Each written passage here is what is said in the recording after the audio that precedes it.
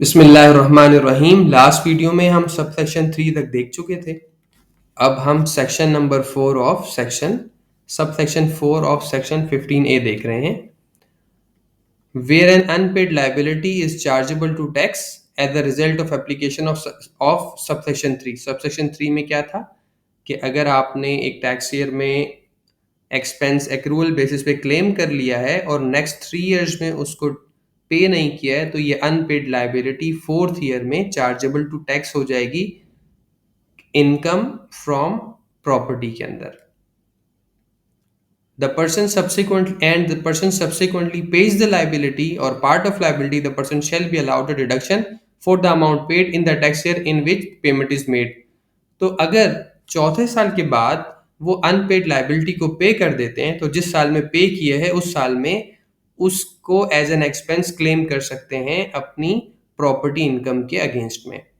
तो बेसिकली जो डिसअलाउड हुआ था सबसेक्शन 3 में, उसी का रिवर्सल है subsection 4। Subsection 5, any expenditure allowed to a person under this section as a deduction shall not be allowed as a deduction in computing the income of the person chargeable to tax under any other head of income। इसका मतलब ये है, अगर आपने for example एक employ रखा था जो रेंट कलेक्ट करता था, उसको आप सैलरी पे कर रहे हैं, लेट्स से पूरे साल में आपने उसको 4 लाख सैलरी पे की है, तो वो 4 लाख रुपए की सैलरी आपको अलाउड है इनकम फ्रॉम प्रॉपर्टी के अगेंस्ट और आपने क्लेम कर ली है। लेकिन अब आप ऐसा मत कीजिएगा, इस 4 लाख को अगर आपकी इनकम फ्रॉम बिजनेस भी है तो वहां भी माइनस कर लें।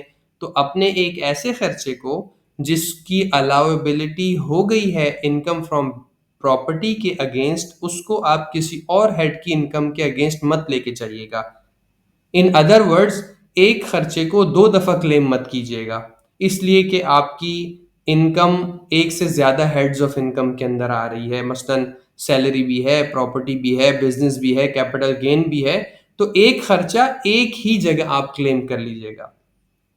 Subsection number 6, the provision of section 21 shall apply in determining the deduction allowed to a person under this section in the same manner as they apply in determining the deduction allowed in computing the income of a person chargeable to tax under the head income from business. Income from business में ये होता है कि अगर आपके expenses उन conditions को meet नहीं करते हैं जो सेक्शन 21 में लिखी हैं, तो वो एक्सपेंसेस डिसअलाउ हो जाते हैं।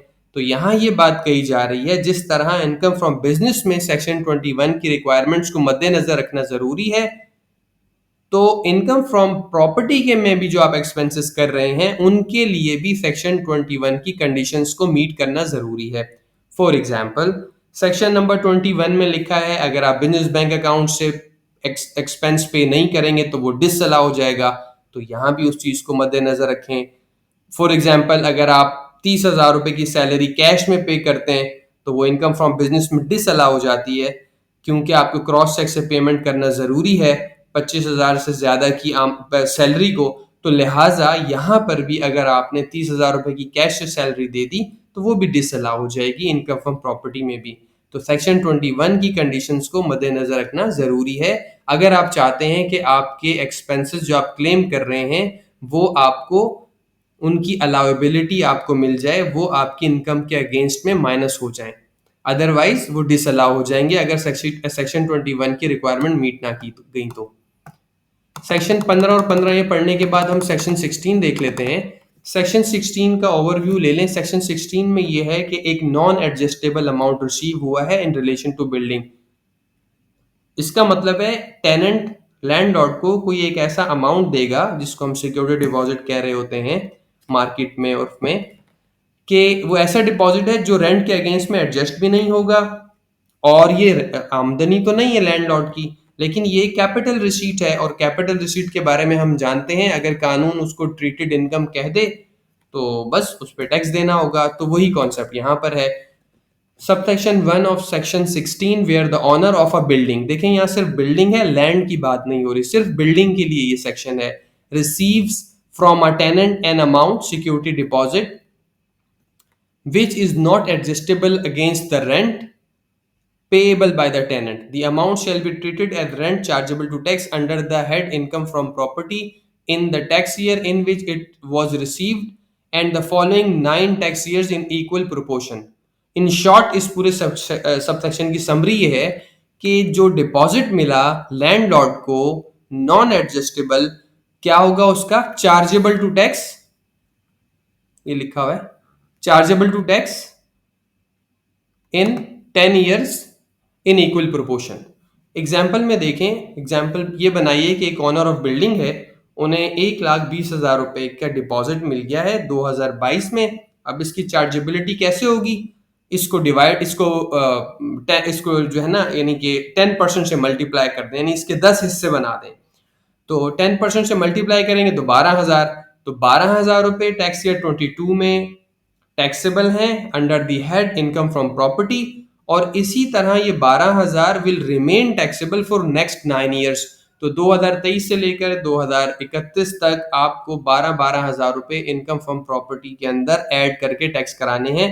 सपोज कि ये टेनेंट आपके पास 10 साल तक मौजूद है और इसका डिपॉजिट भी आपके पास मौजूद है, तो ये 12,000 रुपए, हालांकि ये कोई रेवेन्यू रिसीट नहीं है, कैपिटल रिसीट है, लेकिन ये ट्रीटेड रेंट है, इसको आपको इसके ऊपर आपको इनकम फ्रॉम प्रॉपर्टी में टैक्स अदा करना है। अच्छा, व्हाट इफ आगे एक सिचुएशन ये है, अच्छा इसकी समरी लिख दी है सबसेक्शन 2 की, उसको ही देख लेते हैं। If the said deposit is refunded before expiration of 10 year then no proportion of deposit is taxable in the year of refund. For example एक टेनेंट 2022 में आया था, जैसे कि हमने ऊपर बात की, तो 12,000 रुपए 2022 में टैक्स हुआ, फिर इसी तरह 2023 में, 24 में, 25 में इस तरह से टैक्स होता रहा। लेकिन हमने बात की कि 10 साल तक टैक्स होगा, लेकिन सब सेक्शन 2 में वो ये कह रहे हैं कि अगर टेनेंट चले जाते हैं, फॉर एग्जाम्पल वो 3 साल बाद ही चले जाते हैं, तो जाहिर है आप उन्हें सिक्योरिटी डिपॉजिट वापस कर देंगे जिस साल वो जा रहे हैं। तो जिस साल टेनेंट ने विकेट कर दी प्रॉपर्टी, वो चले गए, आपने सिक्योरिटी डिपॉजिट वापस कर दिया, तो उस साल में इनकम फ्रॉम प्रॉपर्टी के अंदर ये जो सिक्योरिटी डिपॉजिट की अमाउंट है, इसको आप टैक्सेबल मत कीजिएगा, इसकी टैक्सेबिलिटी आप स्टॉप कर दीजिएगा। सबसेक्शन 3 के अंदर एक और सिचुएशन आई, ये भी तो हो सकता है कि 3 साल तक एक टेनेंट रहा हो, या किसी भी कितने ही साल रहा हो, विद इन 10 ईयर की हम बात करते हैं। हमने एक एग्जाम्पल बनाई है कि एक टेनेंट आया, वो 3 साल तक रहा और 3 साल के बाद वो चला गया, अब एक न्यू टेनेंट आ गया, तो फिर क्या ट्रीटमेंट होगा इस डिपॉजिट का। इस सबसेक्शन 3 को जो यहां से लेकर यहां तक है, समझने के लिए हम एक एग्जाम्पल की मदद से समझ लेते हैं इजीली। हमने जो ऊपर एग्जाम्पल बनाई कि एक ऑनर है जिसे 2022 में 1,20,000 रुपए का डिपॉजिट मिला, तो 12,000 रुपए उसने हर साल अपनी इनकम फ्रॉम प्रॉपर्टी में टैक्स करा दिए। अब लेट्स सपोज 2025 में वो जो टेनेंट था चला गया और एक नया टेनेंट आ गया, और नए टेनेंट ने जो डिपॉजिट दिया वो कितना दिया, 1,40,000 रुपए दिया टैक्स ईयर 2025 में। इसका मतलब है 22, 23, 24 3 साल तक आपने 12,000 रुपए टैक्स करा दिए हैं इनकम फ्रॉम प्रॉपर्टी के अंदर लैंडलॉर्ड ने। तो अब 2025 की कैलकुलेशन के लिए जो डिपॉजिट है उसकी चार्जेबिलिटी किस तरह होगी उसको देख लेते हैं। देखें, 1,40,000 रुपए ये क्या है, डिपॉजिट फ्रॉम न्यू टेनेंट, ये नए टेनेंट से डिपॉजिट आया है। इसमें से आप माइनस कर देंगे जो पुराने टेनेंट का डिपॉजिट था, जिस जिस हद तक उससे हम टैक्स करा चुके हैं। तो 12,000 को 3 से मल्टीप्लाई इसलिए किया क्योंकि हमने 12,022 में टैक्स कराए, 12,023 में, 12,024 में। तो 12 को मल्टीप्लाई किया 3 से, 36,000 आया। तो 1,40,000 में से 36,000 निकाला तो ये आ गया 1,04,000। अब 1,04,000 को डिवाइड करेंगे 10 से, ये आएगा 10,400।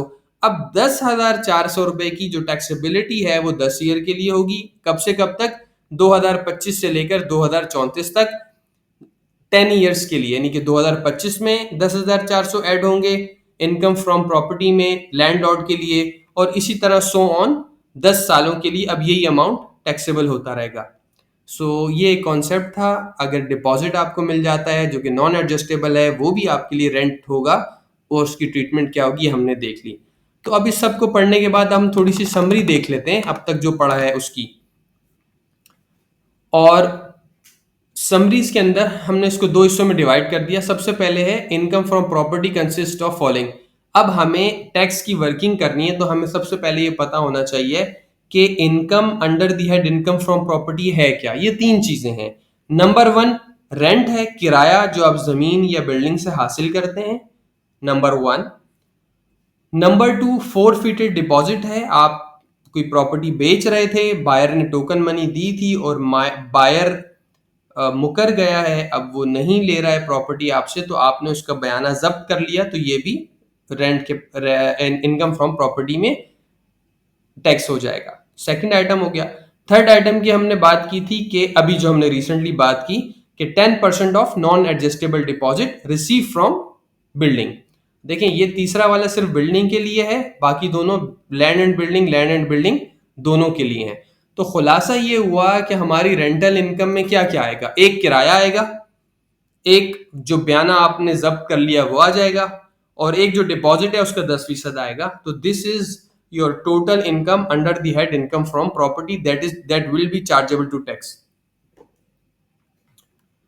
एक और हमने बात की थी सेक्शन 15 में, जिसमें सब सेक्शन 3 और 3A की हमने बात की थी कि आपको रेंट तो आएगा लेकिन ऐसी बिल्डिंग का आएगा जो आपने together with plant and machinery बेच दी, सेल कर दी, सॉरी किराए पर दे दी है, लेट आउट की है, जिसकी हमने मिसाल दी थी फीड मिल और फ्लोर मिल। तो उसकी टैक्सेबिलिटी इनकम हम प्रॉपर्टी में नहीं होगी, ये हमने बात की थी।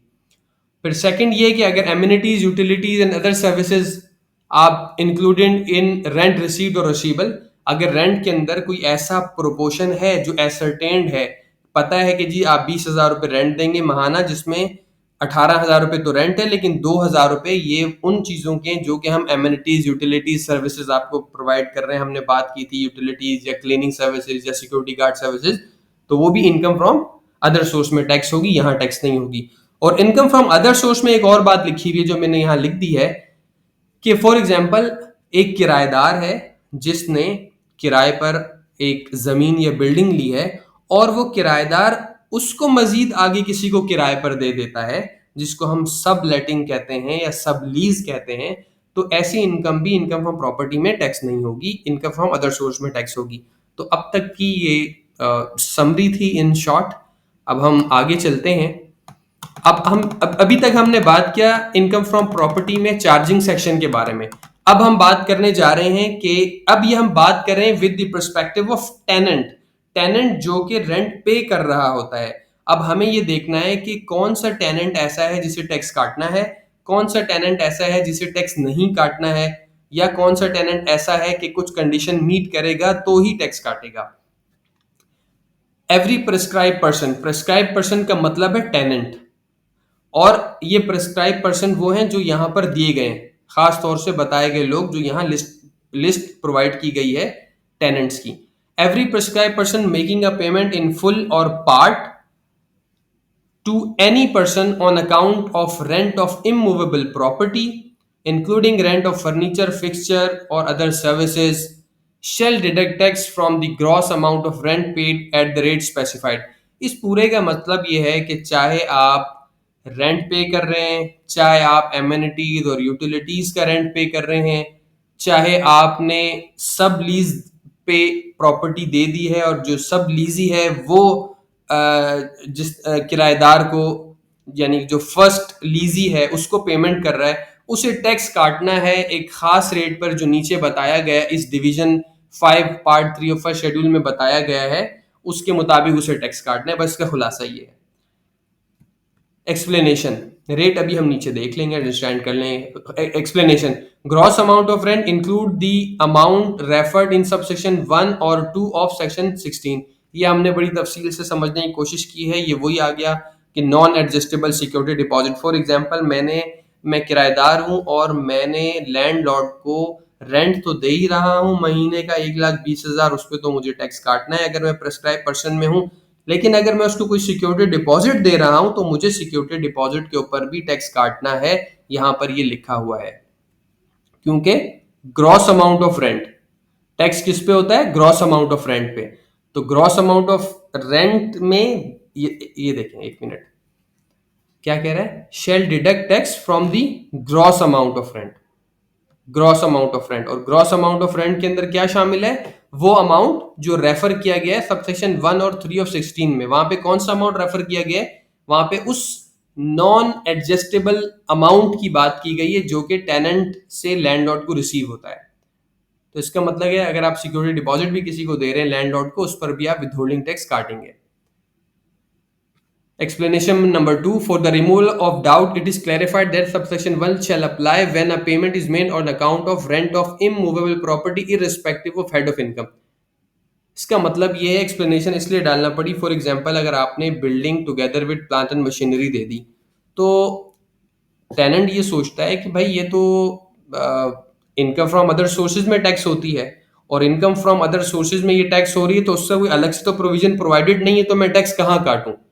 155 तो बात करता है इनकम फ्रॉम प्रॉपर्टी में जो इनकम आ रही है उस पर विथहोल्डिंग का। तो यहां उन्होंने ये चीज क्लियर कर दी, भाई आप जिस भी नाम से किराया दें, चाहे आप जमीन का दें, चाहे आप फर्नीचर का दें, चाहे आप यूटिलिटीज एमिनिटीज का दें, चाहे आप ऐसी बिल्डिंग का दें जो कि प्लांट एंड मशीनरी के साथ दी गई है, चाहे आप सब लीज का दें, किसी भी किस्म का किराया दें, इससे गर्ज नहीं है वो इनकम फ्रॉम प्रॉपर्टी में टैक्स हो रहा है या इनकम फ्रॉम अदर सोर्स में टैक्स हो रहा है, बस आपको सेक्शन 155 में टैक्स काटना है।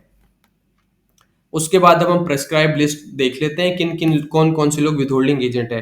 फेडरल गवर्नमेंट विथहोल्डिंग एजेंट है, provincial government, local government, company, definitely company जैसे ही इनकॉर्पोरेट होगी वो विथहोल्डिंग एजेंट है, नॉन प्रॉफिट ऑर्गेनाइजेशन जैसे ही इनकॉर्पोरेट होगी वो विथहोल्डिंग एजेंट है, अ diplomatic mission of foreign state ये भी विथहोल्डिंग एजेंट है। उसके बाद a private educational institution, boutique, beauty parlour, hospital, clinic और अ मेटर्निटी होम।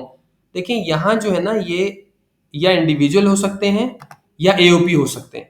क्यों कंपनी नहीं हो सकते? कंपनी तो देखें डे वन से विथहोल्डिंग एजेंट है, कंपनी को पहले जिक्र कर दिया, लेकिन ये कंपनी भी हो सकते हैं। अगर कंपनी है लिमिटेड कंपनी तो वो तो जाहिर है 4 में कवर हो गए ना, तो इनको अलग से लिखने का मतलब ये है कि ये इंडिविजुअल और एओपी की बात हो रही है। ये हो सकते हैं कंपनी, लेकिन कंपनी को पहले ही बता दिया कि वो विथहोल्डिंग एजेंट है, लिहाजा 6A के अंदर बताने की ये बताया गया है कि वो इंडिविजुअल और वो एओपी जो काम कर रहे हैं किस चीज का, प्राइवेट एजुकेशनल इंस्टीट्यूशन है या बुटीक है, ब्यूटी पार्लर, हॉस्पिटल, क्लिनिक या मेटर्निटी होम है, वो जैसे ही वजूद में आएंगे वो एनटीएन ले लेंगे, काम शुरू करेंगे, वो विथहोल्डिंग एजेंट है। अब रेंट कितना ही दे, अगर वो 100 रुपए भी रेंट देंगे तो टैक्स काटेंगे, जाहिर है 100 रुपए पे तो नहीं काटेंगे, 3 लाख रुपए तक तो सेक्शन 155 के अंदर, ये देखें अभी हम आगे बात करेंगे, 3 लाख रुपए तक तो वैसे भी रेंट नहीं है। रिसिपिएंट यानी लैंडलॉर्ड को, अगर एक लैंडलॉर्ड को 3 लाख दे रहे हैं तो टैक्स नहीं है। लेकिन अगर 3 लाख रुपए से ज्यादा कोई स्कूल किसी को रेंट दे रहा है तो उसे उस पर टैक्स काटना है।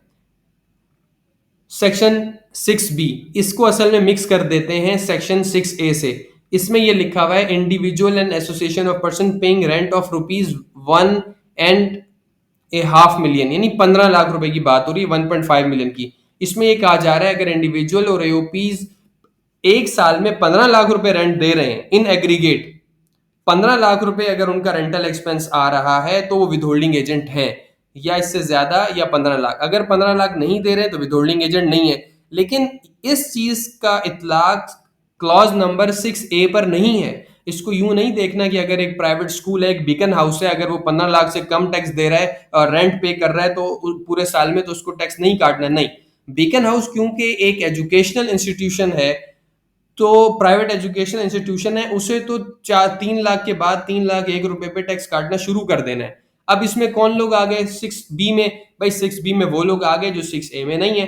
फॉर एग्जांपल एक इंडिविजुअल प्रोप्राइटरशिप फर्म है जो कि किसी चीज की सर्फ की मैन्युफैक्चरिंग करती है, तो अगर वो पूरे साल में 10 लाख रुपए रेंट दे रही है तो उसको वो विथहोल्डिंग एजेंट नहीं है। इसी तरह अगर कोई एओपी पोल्ट्री फार्मिंग का काम कर रही है और पूरे साल में उसकी जो रेंटल एक्सपेंस है वो सिर्फ 14 लाख का है, तो उसे पेमेंट करते हुए कोई भी टैक्स नहीं काटना। जबकि 6A में जो लोग आ गए हैं, चाहे वो ये लोग इंडिविजुअल और एओपी हैं, और इनके लिए जरूरी है क्योंकि ये खास किस्म का काम कर रहे हैं, अगर ये 3 लाख 1 रुपए टैक्स पे करेंगे किसी एक लैंडलॉर्ड, रेंट पे करेंगे किसी एक लैंडलॉर्ड को, तो इनको टैक्स काटना है। इनके लिए 6B की जो 15 लाख वाली कंडीशन है इनके लिए नहीं है।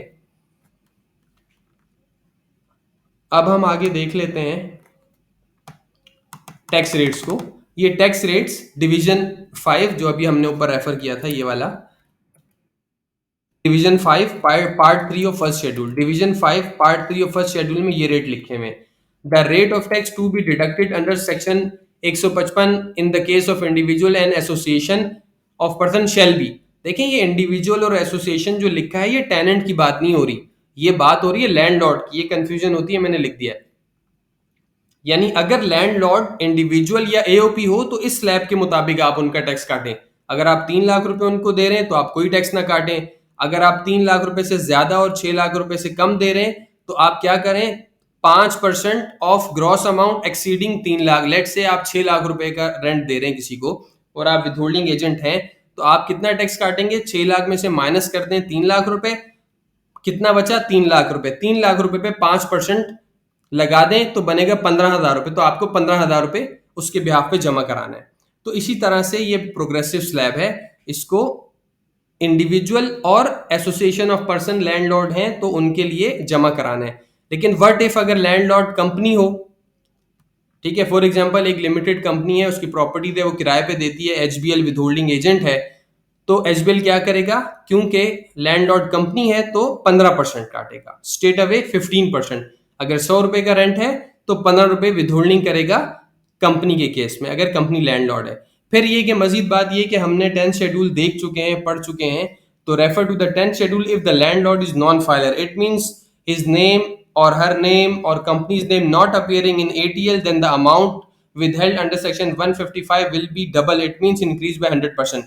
अब ये होगा कि HBL कंपनी का टैक्स काट रहा है, अगर कंपनी जो है नॉन फाइलर है तो HBL कितना काटेगा, 15% नहीं काटेगा बल्कि HBL 30% काटेगा ऑफ द, अच्छा ये यहाँ पे ना टी मिस हो गया है, 15% of gross amount of rent था, ये रेन लिखा हुआ है तो ये टी लगा लीजिएगा।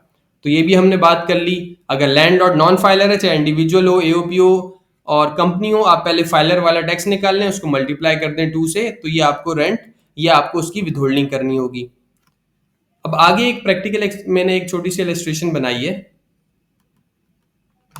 बाज़ औक़ात ऐसा होता है कि लोग फोन करके कहते हैं कि जी मेरा रेंट एग्रीमेंट बन रहा है और आप मुझे एडवाइस कर दें, मुझे तो नेट इतने पैसे चाहिए, मैं ग्रॉस बिलिंग कितनी करूं। तो यहाँ पर भी एक सिचुएशन बनाइए कि जुनेद, मिस्टर जुनेद, उन्होंने, आप टैक्स कंसल्टेंट हैं उनके, उन्होंने कहा मेरी डीएसए में शॉप है, मैं किराए पे देना चाह रहा हूँ एक लिमिटेड कंपनी को जो कि विथहोल्डिंग एजेंट है, आप मुझे गाइड करें मैं कितनी ग्रॉस बिलिंग करूं। मैं चाहता हूं कि मुझे मेरे बैंक में 1.5 लाख रुपए आए, मुझे इससे कोई सरोकार नहीं है वो कितना विथहोल्डिंग टैक्स काटते हैं। तो अब मुझे आप एडवाइस करें कि मैं जो टेनेंट है उसको क्या कहूं कि भाई मैं ग्रॉस बिलिंग इतनी करूंगा आपको, ताकि आप जो भी टैक्स काटें अपनी कंप्लायंस करें सेक्शन 155 की, तो नेट नेट होकर मेरे पास जो मेरे बैंक के अंदर पैसे आए वो 1.5 लाख रुपए आए। तो इसकी हमने एक वर्किंग की है। रिप्लाई है क्लाइंट को, dear Junaid, gross rent to be build work out as under amounting to rupees 1,62,000 per month working. सबसे पहले हम एनुअल रेंट निकाल लेंगे। अब ये जो मैंने येलो किया 1,62,500, आप एक्सेल में इसको बनाएं, आप 1,60,000 रखें, 1,55,000 रखें, डेफिनेट सी बात है 1,50,000 आपको चाहिए तो आप इंक्रीमेंट ऊपर लगा दें 10%, तो ये बन जाएगा 1,65,000 रुपए। ठीक है, तो अब ट्रायल एंड एरर से करके आप देखें, 1,60,000 रखें, 1,62,000 रखें, 1,65,000, ट्रायल एंड एरर करके आप एक मंथली रेंट सेट करके नीचे वाली वर्किंग करें, जहां पर आपका चेक अमाउंट 1.5 लाख बन जाए वो आप उन्हें बता दें। अब मैंने जो है 1,62,500 रखा, उसको मल्टीप्लाई किया 12 से, तो मेरा एनुअल रेंट आ गया 19,50,000 रुपए। अब 19,50,000 रुपए के ऊपर मेरा कौन सा स्लैब लगेगा, स्लैब नंबर 3, ये वाला मेरा स्लैब लगा। जब मैंने स्लैब को लगाया तो मैंने देखा कि 6 लाख रुपए तक 15,000 रुपए फिक्स टैक्स है और अमाउंट एक्सीडिंग 6 लाख, 19,50,000 जो एनुअल रेंट था उसमें से 6 लाख माइनस किया, 13,50,000 रुपए पे 10% टैक्स है, तो 1,35,000 आया। 1,35,000 जमा 15,000, मेरा एनुअल टैक्स आ गया 1,50,000 जो कि विथहोल्डिंग एजेंट काटेगा। अब मैंने क्या किया, 1,50,000 को डिवाइड कर दिया 12 से, तो मेरा मंथली विथहोल्डिंग आ गई। तो मैंने ग्रॉस बिलिंग कितनी सेट की थी, ट्रायल एंड एरर बेसिस का मतलब है अंदाजे से, अंदाजा लगाया कि अगर मैं इतनी ग्रॉस बिलिंग करूं तो देखते हैं क्या होगा। अब 1,62,000 रुपए में से 12,500 रुपए निकल जाएंगे, तो देखें चेक अमाउंट 1.5 लाख आ गया। अब आप क्या करें, एक्सेल पे आपके पास फार्मूले डले हुए होंगे, या एक मैनुअल फार्मूला लगा लिया। अब आप ग्रॉस बिलिंग को चेंज करते जाएं, जहां आपका चेक अमाउंट 1.5 लाख आया, अब आपने मिस्टर जुनेद को कह दिया कि भाई आप 1,62,500 की बिलिंग करेंगे अगर, और आप फाइलर भी हैं, provided that you are filer. देखिए मैंने यहाँ सिचुएशन में लिखा होगा कि ये फाइलर है, देखिए मिस्टर जुनेद इज फाइलर, आप फाइलर हैं, तो उससे क्या होगा कि आपकी जो विदहोल्डिंग होगी वो 12,500 होगी, आपको 1.5 लाख रुपए मिल जाएगा। अगर ये नॉन फाइलर होते तो हमें मल्टीप्लाई करना पड़ता, जो भी टैक्स आता है उसको 2 से, फिर हम देखते टैक्स चेक अमाउंट क्या आ रहा है, फिर हम फिगर चेंज करते हैं अपनी ग्रॉस बिलिंग की। तो ये एक छोटी सी इलस्ट्रेशन, आमतौर से लोग फोन करके पूछ लेते हैं जी मेरा टैक्स भी कटेगा, बताएं मैं कितनी ग्रॉस बिलिंग करूं। तो ये थोड़ी सी एक मजीद बात कर दी, जिसका एक कैलकुलेशन से ताल्लुक है, लेकिन ये काफ़ी यूज़ होती है प्रैक्टिकल लाइफ में। बस एक सेक्शन और देख के हम इस टॉपिक को क्लोज करते हैं। ये सेक्शन है 66, इनकम ऑफ जॉइंट ओनर्स, यानी 2 से ज़्यादा मालिकान की इनकम। जॉइंट ओनर्स यानी एक प्रॉपर्टी में 2 या 2 से ज़ायद लोगों की ओनरशिप है, तो अगर ऐसी सूरत हो और प्रॉपर्टी से इनकम जनरेट हो रही हो तो उसकी क्या ट्रीटमेंट है, वो इस सेक्शन में डिस्कस की जाएगी। For the purpose of this ordinance, और इस सेक्शन की जो एप्लीकेबिलिटी है पूरे ऑर्डिनेंस पे है, और हम क्योंकि इनकम फ्रॉम प्रॉपर्टी में बात कर रहे हैं तो हम इनकम फ्रॉम प्रॉपर्टी के पर्सपेक्टिव से सिर्फ बात कर लेते हैं। For the purpose of this ordinance and subject to subsection 2, where any property is owned by 2 or more person and their respective shares are definite and ascertainable। देखें एक situation है, सिचुएशन क्या है कि एक प्रॉपर्टी है जो जॉइंटली ओन है, यानी उसके जो मालिकान हैं वो 2 या 2 से ज़्यादा हैं। मसलन एक ज़मीन है, उसके मालिक मिस्टर ए और मिस्टर बी दोनों हैं। एक कंडीशन ये है। दूसरी कंडीशन इस सिचुएशन में सेकंड कंडीशन क्या है कि उनका जो शेयर है, उनकी जो मालिक ओनरशिप राइट्स हैं वो भी डेफिनेट हैं। हम कह देते हैं कि मिस्टर ए भी 50% के मालिक हैं और मिस्टर बी भी 50% के मालिक हैं। सो अब तक की बात ये हुई कि एक प्रॉपर्टी है जो कि ज्वाइंटली ओन कर रहे हैं 2 या 2 से ज़्यादा लोग। हमने एग्जाम्पल बना ली 2 लोगों की, और हमने कहा कि उनकी जो ऑनरशिप है प्रॉपर्टी में इक्वल है, दोनों की 50-50% ऑनरशिप है। अगर ऐसा होगा तो फिर क्या होगा, उससे बताया है क्लॉज ए और बी में। क्लॉज ए में क्या है, the person shall not, the persons यानी मिस्टर ए एंड बी और ज्यादा हैं तो वो सब, shall not be assessed as an association of person in respect of property. अब इस प्रॉपर्टी से जो इनकम मिल रही है इसकी रिटर्न एक एसोसिएशन ऑफ पर्सन के तौर पर फाइल नहीं की जाएगी, number 1। Number 2, the share of each person in the income from property for a tax year shall be taken into account in the computation of person's taxable income for that year। इसका मतलब ये है, for example mister A और mister B दोनों एक property jointly own करते हैं। उन्होंने ये प्रॉपर्टी एक बैंक को किराए पर दे दी। अब बैंक 2 लाख रुपए मंथली किराया दे रहे हैं, तो अब पूरे साल का 24 लाख रुपए किराया आएगा। अब इस 24 लाख रुपए को क्लॉज ए में हमने कह दिया कि 24 लाख रुपए को एक पार्टनरशिप फर्म की इनकम के तौर पर रिटर्न फाइल नहीं करनी है, टैक्स नहीं कराना है, बल्कि आप इस 24 लाख को स्प्लिट करेंगे। 12 लाख रुपए मिस्टर ए अपनी टैक्स कंपुटेशन में डालेंगे और 12 लाख रुपए मिस्टर बी अपनी टैक्स कंपुटेशन में डालेंगे और सेपरेटली टैक्स देंगे। और इसका फ़ायदा ये होगा कि अगर हम 24 लाख पे टैक्स का स्लैब देखेंगे ज़्यादा आएगा, जबकि दोनों इंडिविजुअल्स के हाथ में जब इनकम स्प्लिट होके 12-12 लाख रुपए आएगी तो जाहिर है टैक्स का स्लैब कम आएगा और कम टैक्स पे करना पड़ेगा। सो अगेन रिपीट करते हैं, अगर एक प्रॉपर्टी जॉइंटली होल्ड है और उसमें जो ऑनरशिप उसमें जो शेयर है वो डेफिनेट और एसर्टेनेबल है, यानी ऑनरशिप राइट जो है वो एसर्टेनेबल है। हमने एग्जाम्पल बना दी मिस्टर ए और बी की कि वो 50-50% इक्वली ओन करते हैं प्रॉपर्टी को। तो अगर ऐसी प्रॉपर्टी को हमने किराए पर दिया है तो जो किराया आ रहा है उसकी रिटर्न एओपी के तौर पे नहीं जाएगी, यानी उसकी टोटल रेंटल इनकम को एक जगह टैक्स नहीं कराना एओपी के तौर पे, बल्कि क्लॉज बी में ये लिखा है कि हम उस रेंटल इनकम को स्प्लिट करेंगे किस प्रोपोर्शन से, जिस प्रोपोर्शन से ज्वाइंट ओनर्स ओन करते हैं प्रॉपर्टी को। हमारी केस में दोनों इक्वली ओन करते थे, तो 24 लाख पूरे साल का रेंटल है, तो 12 लाख एक की रिटर्न की कंप्यूटेशन में, टैक्स कंप्यूटेशन में चला जाएगा और 12 लाख दूसरे की कंप्यूटेशन में चला जाएगा। तो ये बात हो गई। दिस सेक्शन शेल नॉट, और सब अब आ जाए सब सेक्शन 2 पे। This section shall not apply in computing income chargeable under the head income from business. इसका मतलब ये है, अब लेट्स सपोज दो मिस्टर ए और मिस्टर बी की प्रॉपर्टी किराए पर थी, तो वहां पर इनकम स्प्लिट हो गई। अब अगर दोनों मिलकर एक बिजनेस करें और वहां ये करें कि अब हम ऐसा करते हैं कि बिजनेस में हमारी शेयर होल्डिंग लेट्स से 50-50 है, तो नेट इनकम जो आई है 50% मैं अपने पास ले जाता हूँ, 50% तुम अपने पास ले जाओ, तो इनकम फ्रॉम बिजनेस में ये अलाउड नहीं है, बल्कि ये इनकम फ्रॉम बिजनेस के अलावा हेड्स में अलाउ होगा। अच्छा, सैलरी में हो नहीं सकता, तो लिहाजा बच गई इनकम फ्रॉम प्रॉपर्टी जिसकी हमने बात कर ली। अच्छा, इनकम फ्रॉम कैपिटल गेन में भी हो जाएगा। अगर ये प्रॉपर्टी आपने बेच दी तो जो भी गेन आएगा उस गेन को भी स्प्लिट कर लेंगे और वो गेन भी दोनों की टैक्स कंप्यूटेशन में सेपरेटली इनकॉर्पोरेट होगा। सो ये इनकम ऑफ जॉइंट ओनर की भी हमने बात कर ली। इनकम फ्रॉम प्रॉपर्टी का टॉपिक यहाँ ख़त्म हुआ। अस्सलाम वालेकुम वरहमतुल्लाहि वबरकातुहू।